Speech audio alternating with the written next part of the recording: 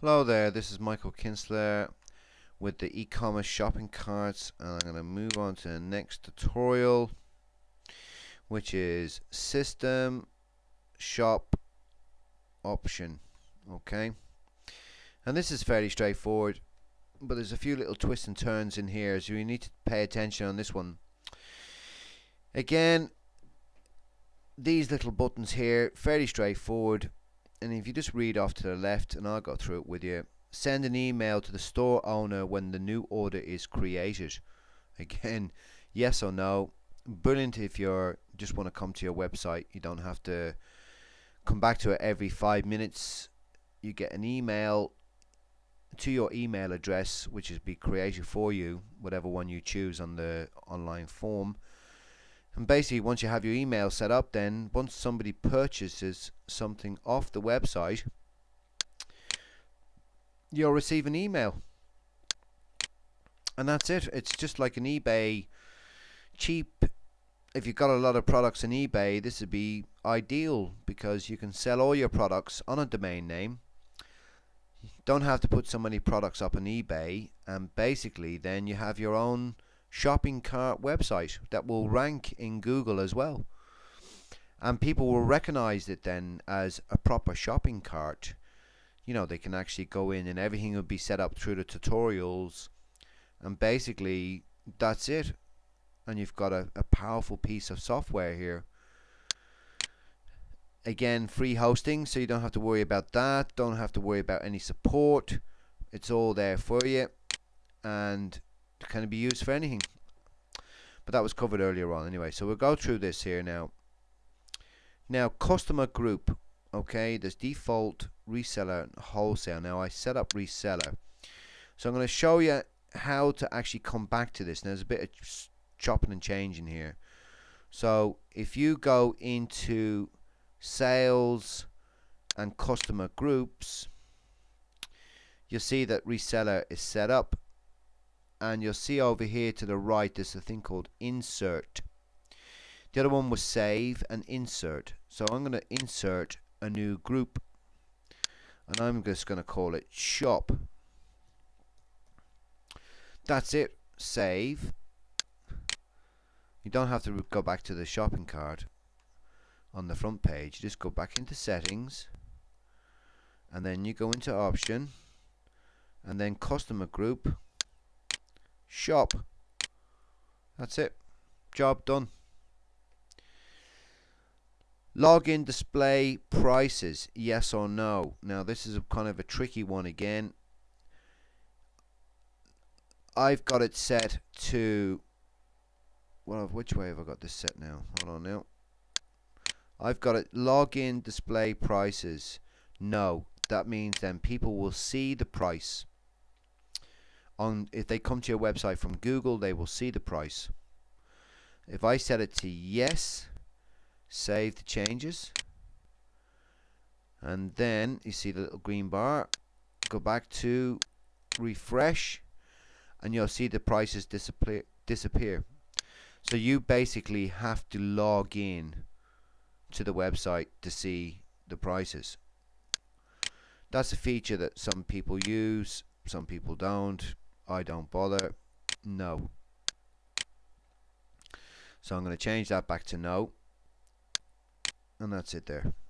No. Approve new customers.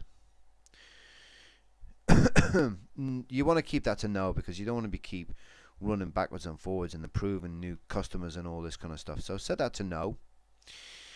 Another good little feature is guest checkout. And this is an excellent feature. Okay, so say if I want to go and buy this.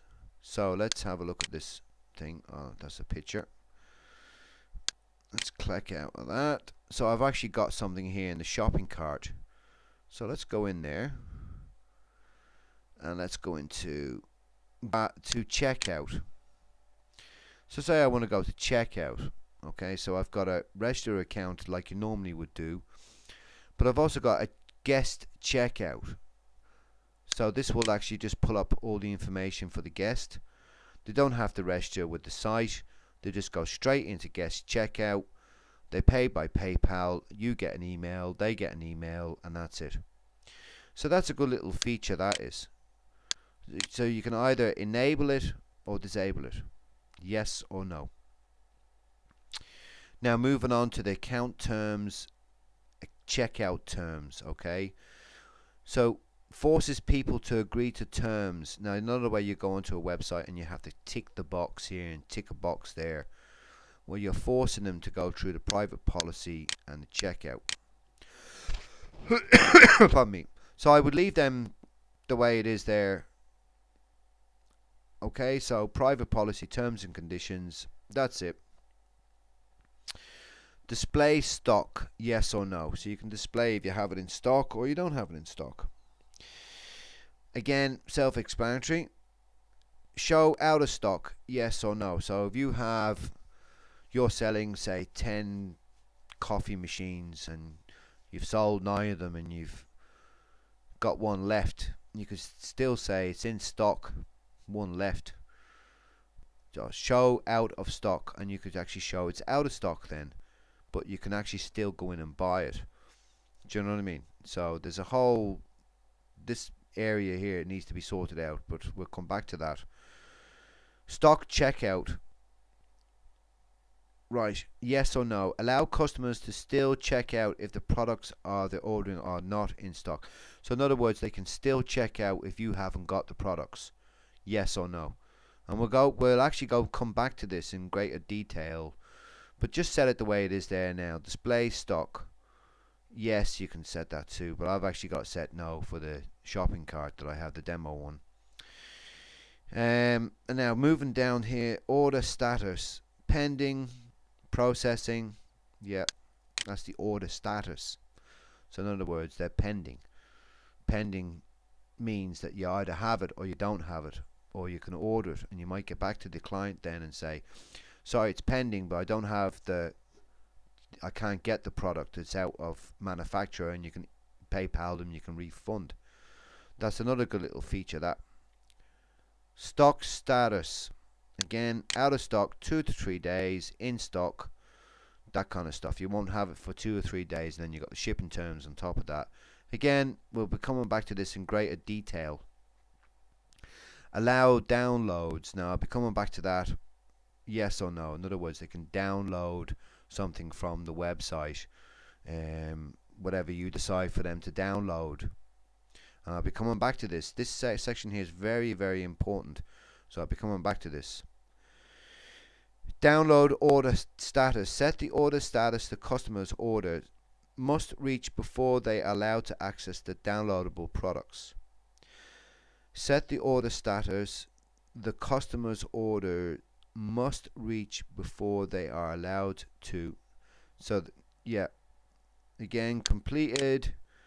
You can go through that, but just leave that for completed for now.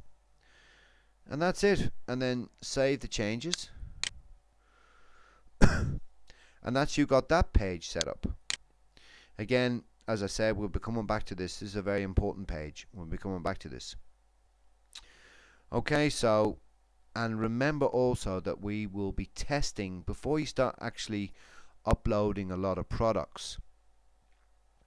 What you need to do is actually test one product, and we'll be going through a product. Once you have it tested and it's set correctly, well, then all the rest of the products will be set the same. It's just a case of changing the price and the shipping prices, and that's it.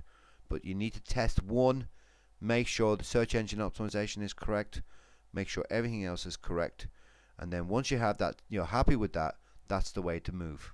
Okay, so that's the most important, that. So I've saved it and job done. Okay, I'll be moving on with the next tutorial then, which is image, and we'll come to that. Okay, thank you.